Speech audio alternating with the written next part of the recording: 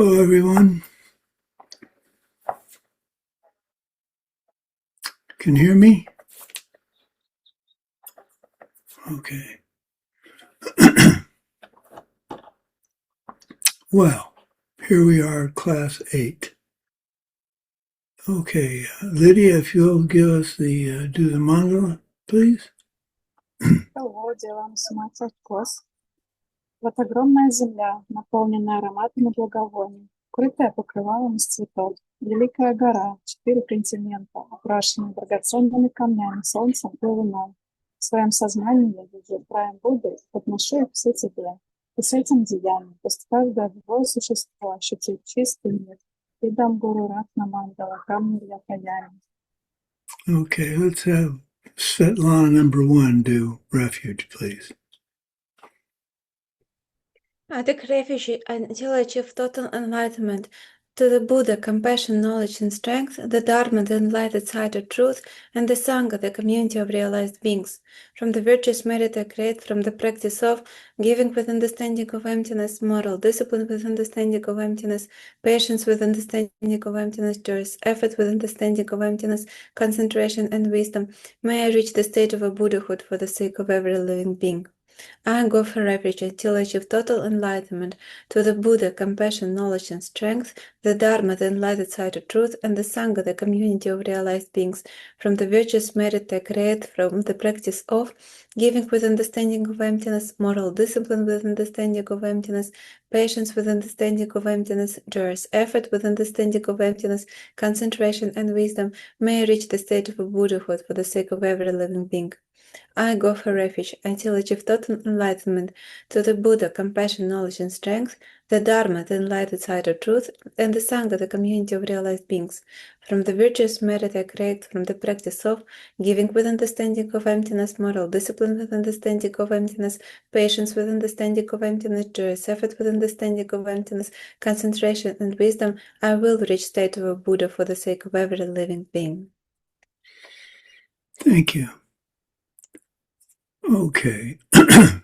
Rejoicing. Daria, you're up first.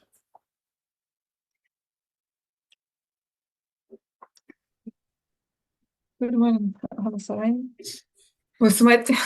Oh, Yeah. I'm sorry. No.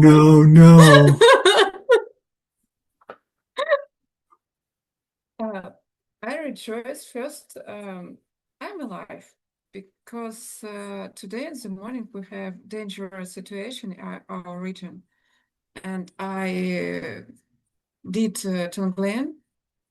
Every one I tried, and where I can see fire, smoke after this situation. And second, I finished to do quiz and homework ACI 12, and tomorrow I will do finish exam. Yeah, ACI 12. And then you go talk to Lama Sarani. Okay.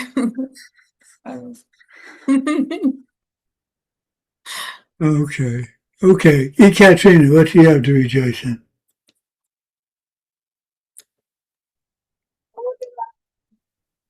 Hello, everyone.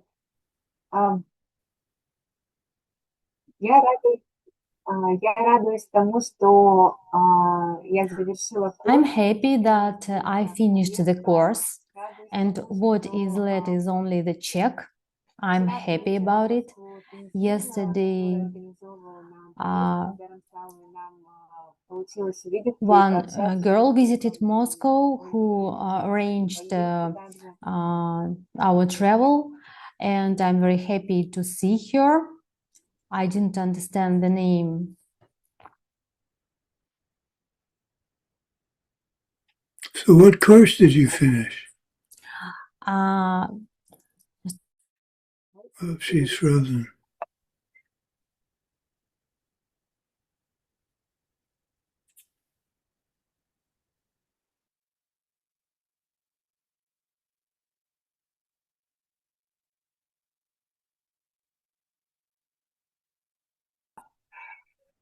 Но у меня частично следующий тоже сделанный, который вам Сумати подал.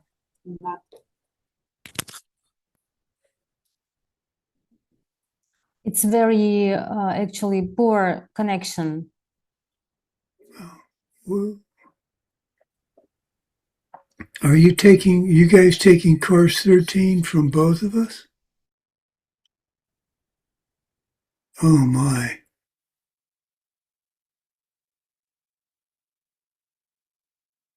Well, you see a very different style of teaching then. I'm glad you're taking it from her too. You're getting better information than from me. I'm not sure how I feel about that. Oh well. Okay. Lydia, what do you have to rejoice in? Thank you very much. I'm rejoicing that we are on holiday again with my family, again in Turkey. And I rejoice that we have opportunity to travel, and thanks to my husband and thanks to my seeds of generosity. And also I rejoice that me and Svetlana, we sent 2 postcards from Malaysia to you, Holy Lama, and we did it with joyful effort because we didn't have the post office not far from us, but we found it and lots of magic happened. So thank you very much for this opportunity. Well, I haven't received it yet, but I'm looking forward to it. Okay. Svetlana number 2 from Finland. What do you have to rejoice in?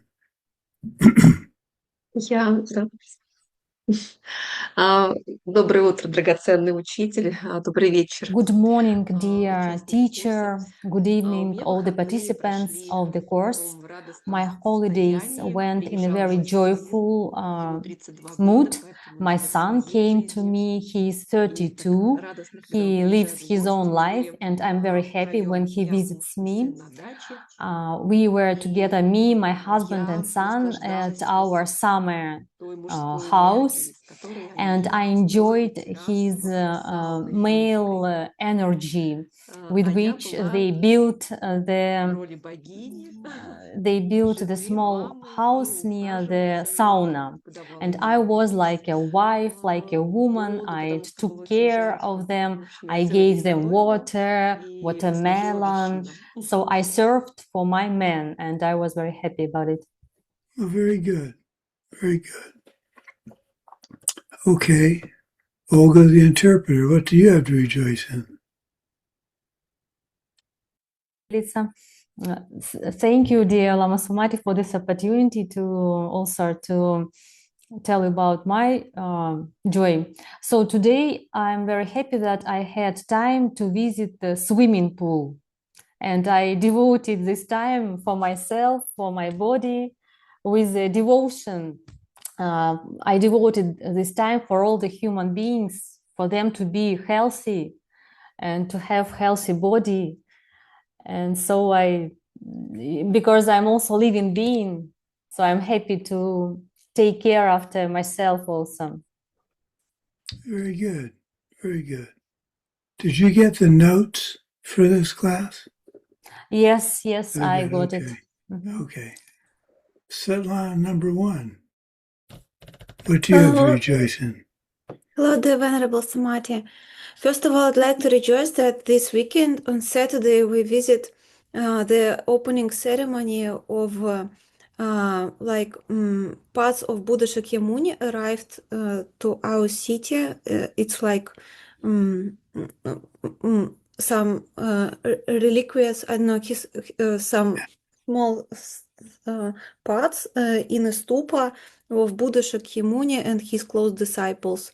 That is a gift, and that will be a constant exposition. It will be permanently presented in Moscow. Oh, wow. So the relic tour is, Lord Buddha's relic tour is in Moscow. That's wonderful. Yeah, Reluctus. Yeah. Yeah. Very good. Wow. Okay, Anna.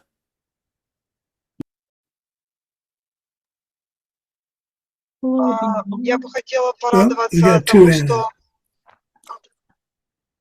Let's go with Anna number one. There you go.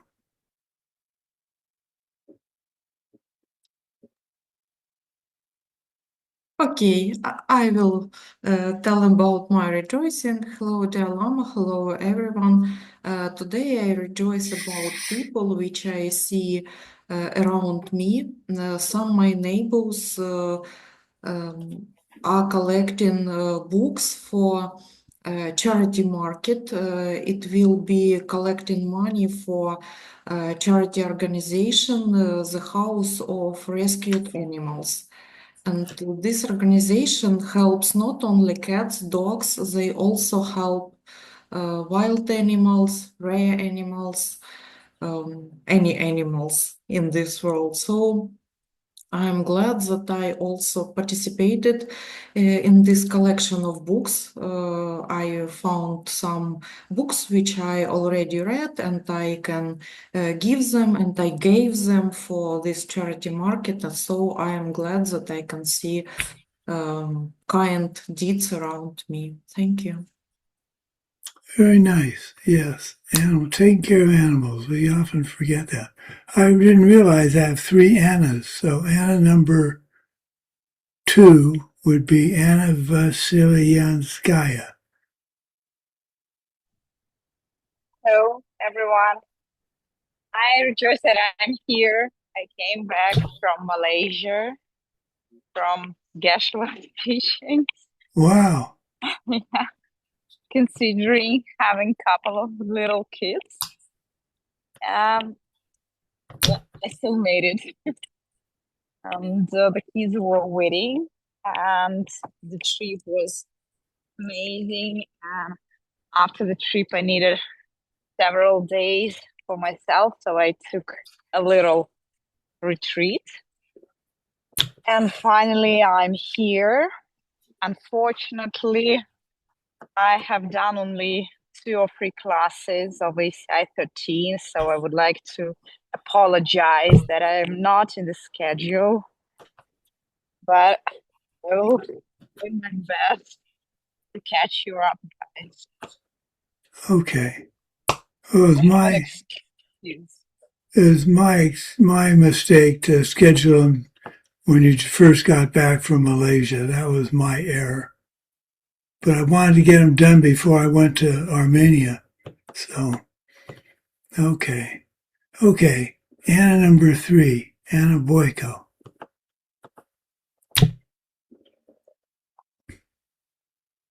Здравствуйте, дорогой Лама Сумати. Hello, dear Lama Sumati. I'm very happy that I also was in Vienna in retreat, Sutra of the Heart 2. And today I'm traveling and my connection is not very good, but I took the vows. I took the vows there, and my kids. I'm happy that I was able to do it, not looking at the care about kids. So I'm happy. Lifetime layperson vows, correct? Yes, lifetime Yeah, vows. congratulations. That's a big step. Keep track of them well. Okay, who's left? I think I am. So, you guys have secretly been taking course 13 from my wife.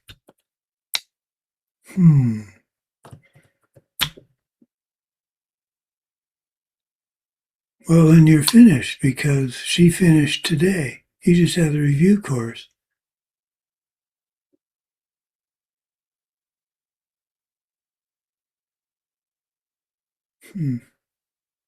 Well,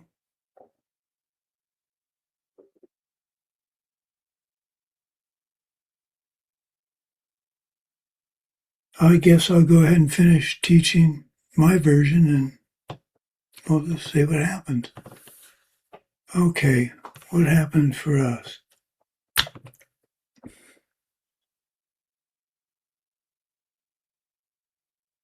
A friend of mine, good friend of mine's wife passed away in March from dementia, and he had been taking care of her for about 4 years with a very bad case of dementia.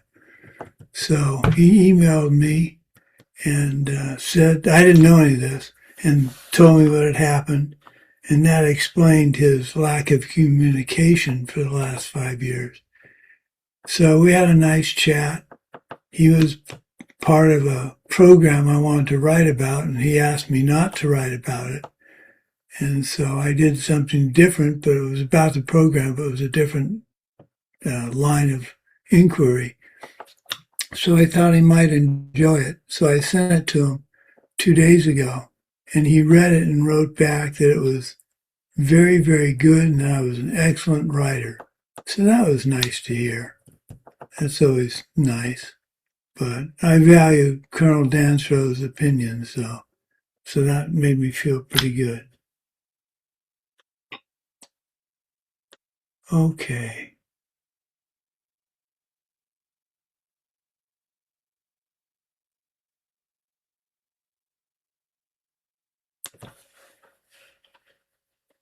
So, Class A.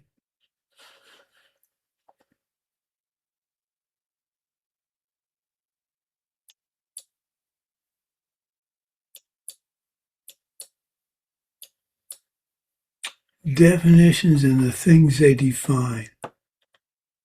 In debate, it's important that both people agree on their definitions. Material versus conceptual. Zeu versus Taku. A material thing is something we can perceive without having to perceive all its parts. And then you conceptualize it in a certain way. An example would be the objects of the 5 senses: color, shape, sound, smells, and tastes. When we look at the color blue, we're not taking in different parts or shades and putting it together to come up with blue. We just see blue. Another example would be the average person and someone paid to smell fragrances.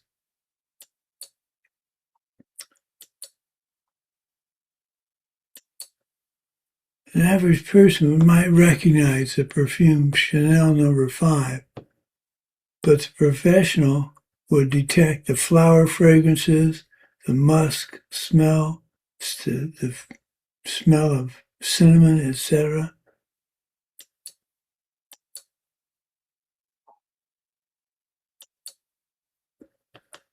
What is going on here?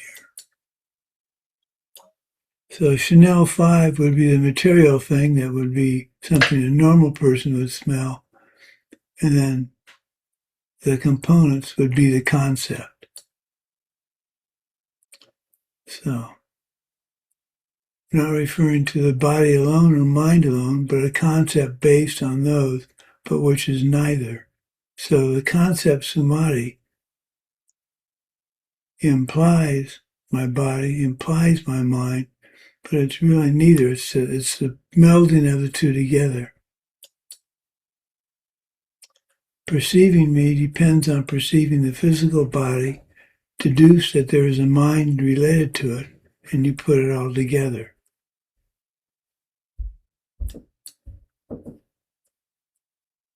Definition of a definition. A good definition must have 3 qualities.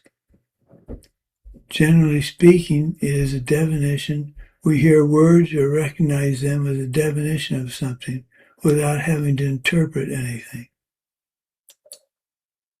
Example. Consider this definition of a working thing: anything which performs a function. Versus working thing: I took a shovel and dug a hole. One's very specific, one's very general. There's a classic example of defining something. That would be the working thing, which is that which performs a function, a water pitcher. Does a water pitcher apply perfectly to the definition? Sure, you pour water from it, so it's a working thing. The definition cannot be a definition of anything other thing.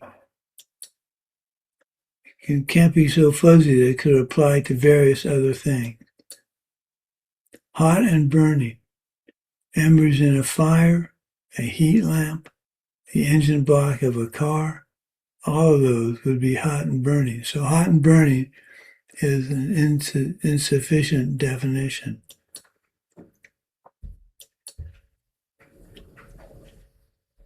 We had a definition of takpa. It is not a simply unchanging thing. It was a thing that was not a thing changing instant by instant.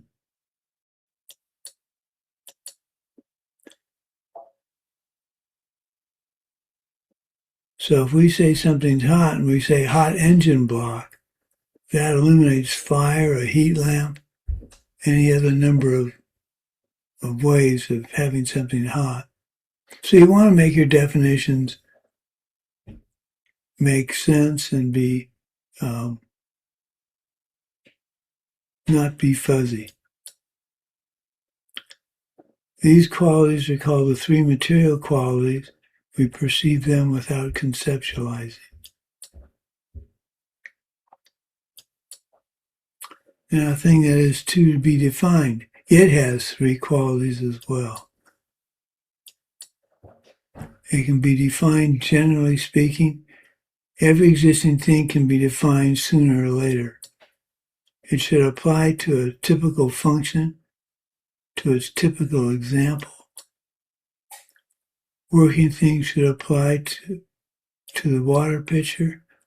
We should be able to recognize the typical example is what we are trying to define. It can't be defined by any other definition.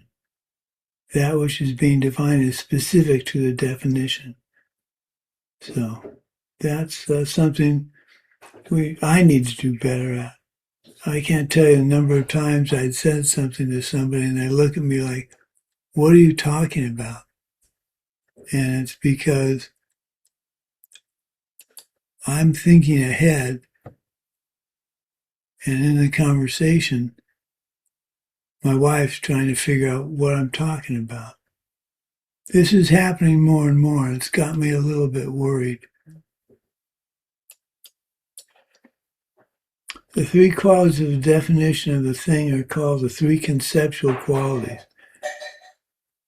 Geshe Michael did not know why this was important. It seemed that the thing you are defining is more material than the definition. So I'm not clear on what that meant either. But take fire. It is a concept of fire which has a definition of hot and burning and is a tangible material, the sensory experience that defines a concept. But hot and burning is not a good definition. Perhaps look at it as general fire, and the definition is more specific in the sensory experience in the school. Look, there's a fire. Someone could say, what is fire? Or someone could say, where? Should we put it out? Fire cannot be defined. Fire, the concept fire, cannot be defined. You just put it out. Fire is a thing defined, the conceptual thing. Fire in quotes.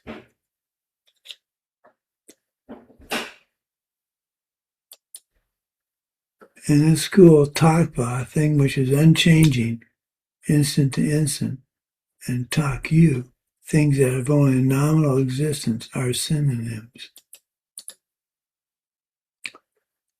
So your example needs to combine both the qualities of being the thing defined and the quality of that definition. Working thing is a thing which performs a function. For example, a water pitcher is both a working thing and a thing which performs a function, which is the definition.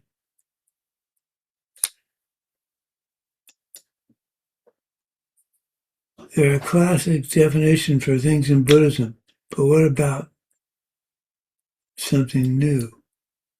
Like fluorescent lights in a monastery. Looks like fire inside. It's white. Could be white hot and burning, but the experience is the opposite. It's cool to the touch. So it did not fit the initial definition of fire. You must check out each part of a definition for the way it defines a direct, valid perception. Each part of the definition contributes to one or more of the goals of the definition,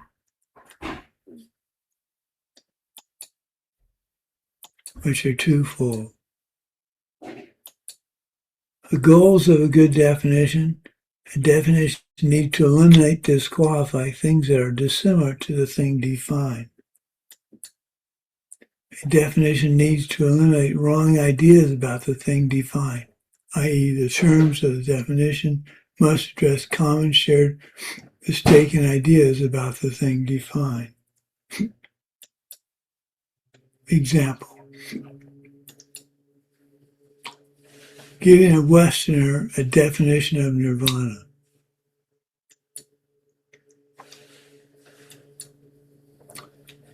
It is a permanent cessation of all mental afflictions due to what you've learned by your direct perception of emptiness.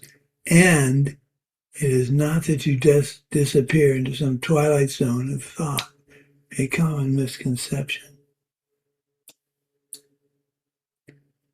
The last part is not part of the scriptural definition, but it helps eliminate incorrect thinking about nirvana. Now, you probably don't, I would imagine none of you understand disappearing into some twilight zone.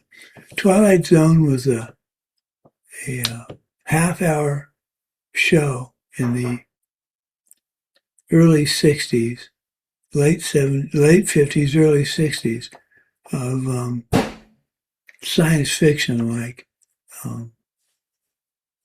short stories. And the very famous narrator was Rod Serling. And we didn't watch it because my parents thought it was too scary for us. But the Twilight Zone was out there on the edge. It was, well, what's an example? No, I can't think of a small example. But it was a half an hour every, I think it was once a week, science fiction story.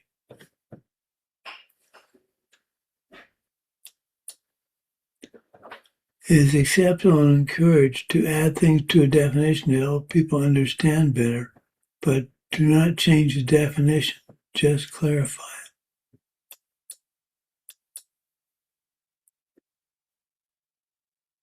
So let's check out our definition in this school of a direct valid perception. Which part acts to disallow things that could be mistaken for?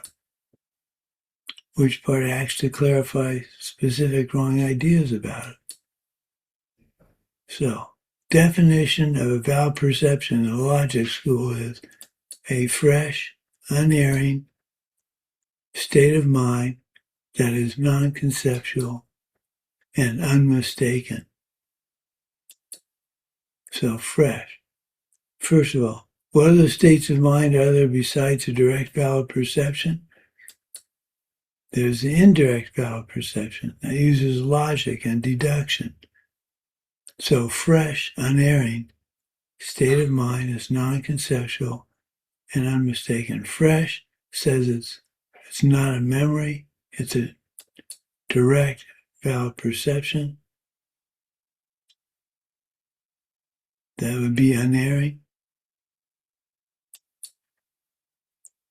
Which of these two are we eliminating?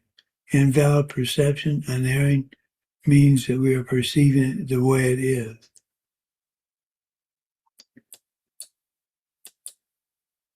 So this part of our definition, unerring, disallows another type of definition, of perception, from this definition.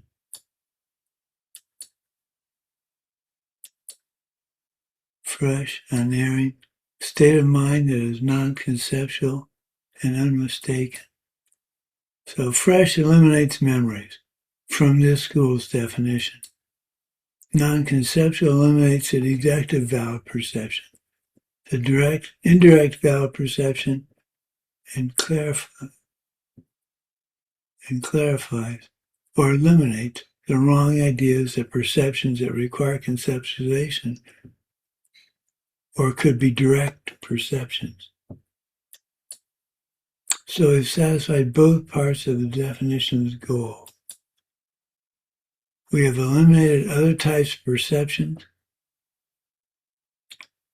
It helps bring some wrong ideas that some people have about the direct perception of emptiness. The direct perception is corrected too. Emptiness is the absence of self-existent to any existing thing, and is not a black hole in your mind. The second half is technically not necessary, the black hole in your mind. But if you're talking to someone who has a wrong understanding and you want to point out the ramification of the definition that you think they will overlook because of the wrong ideas, you have now pointed it out. So someone does the pressing eyeballs thing, and it gets you double vision for a little bit. It's trying to help them understand that they could have a direct perception, but it's not necessarily valid, not necessarily correct. We tend to think if we see it, it must be correct. A mirage, a leaf versus a mouse, other example. That's one of the things that gets us in trouble in samsara. So now we'll do a little formal logic. Namram Mamki Tagyang Dak. A correct reason to prove the absence of something which is normally perceptible to one's opponent. We've talked about a correct reason to prove the existence of something that is not perceptible to the opponent, using it to wrap our minds around how much of what we think we know about our world is really just assuming. But then we act based on the assumption, generally making negative karma as a result. Consider a bare rocky mountain crag. There are no juniper trees there because there's no vegetation there. Vegetation is a general of which juniper trees are specific. Vegetation is the plant, and juniper trees is a specific, the chedrock. One covers the other, and they are perceptible. So junipers are perceptible. Their absence can still be proven with logic, not like pretas, or the example of the memory of a favorite movie theme.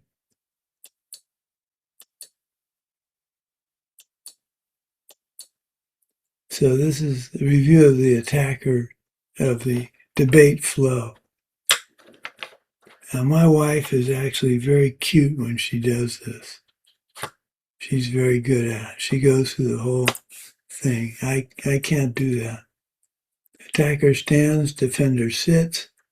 How many of you have been in a debate, have actually been part of a debate? Not just watched it, but been a part. Okay. Well, I'll see if I can't figure out how to do that. Maybe I'll ask my wife. We'll film a debate and send it to you. I think that's what we'll do. So attacker stands, defender sits. Attendees on both sides are like a gauntlet. You, the attacker, open with an incorrect statement. Consider a water pitcher. It is a working thing because it is unchanging. Now you know that you said something wrong. And either the defender will reply knowing what you're saying, or they won't. And if they don't know, this is your opportunity to explain the difference between a changing and unchanging thing.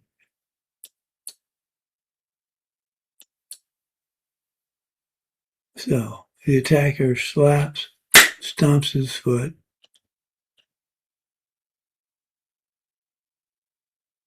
and the defender says, "Tak madrup, your reasoning is incorrect."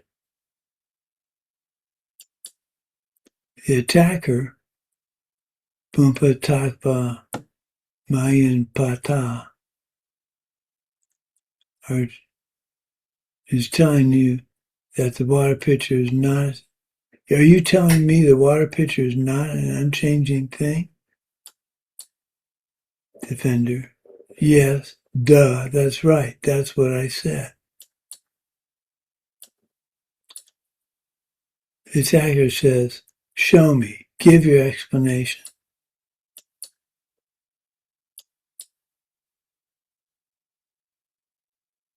Because water pitchers are changing things. Attacker, are you saying water pitchers are changing things?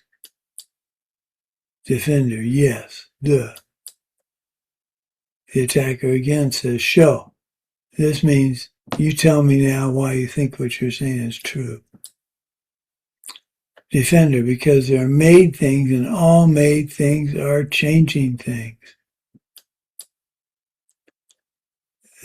So this is a structure of a debate. You just plug in the different arguments and replies.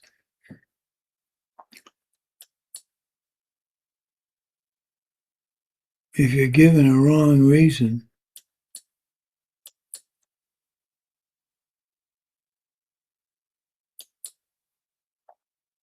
then you would say it was wrong. And you're kind of now, when the attacker is wrong, you're on a different wavelength. You almost take over being the attacker.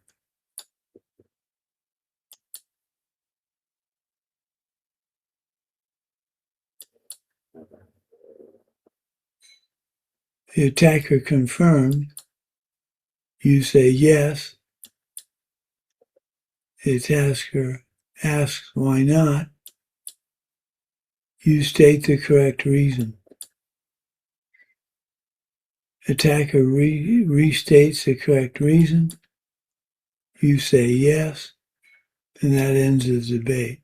So, if you want to debate for a long time, you choose a reason that is vague, but both the attacker and the defender have to agree on the definition. So that's why I went through the definition aspect today. Okay, that's all I have for today.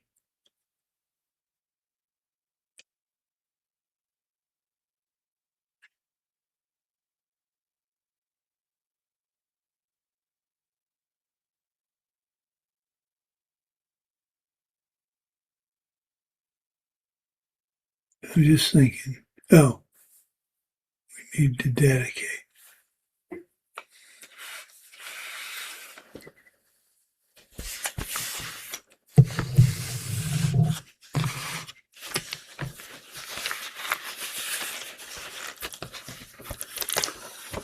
O Gurus, Buddhas, Bodhisattvas, please listen to what I now say. Just as all the previous Sugatas generated the mind of enlightenment and practice in accordance with Bodhisattva precepts, so shall I too, in order to benefit all that lives, give birth to bodhicitta and follow its precepts. By the pureness of the power of my intention, by the power of the blessings of those gone thus, by the power of the realm of emptiness, May all the goals that I may have and all my wishes, whatever they may be, come true with perfect ease.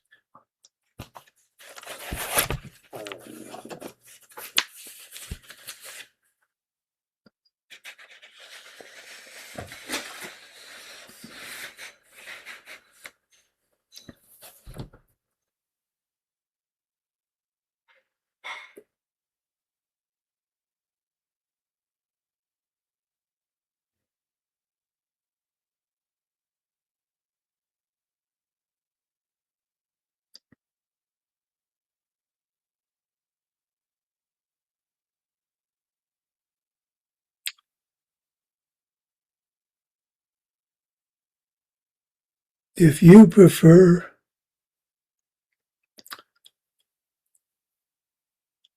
to take the classes from Sarani, I understand. And just let me know, because there's no point in you taking them from both of us.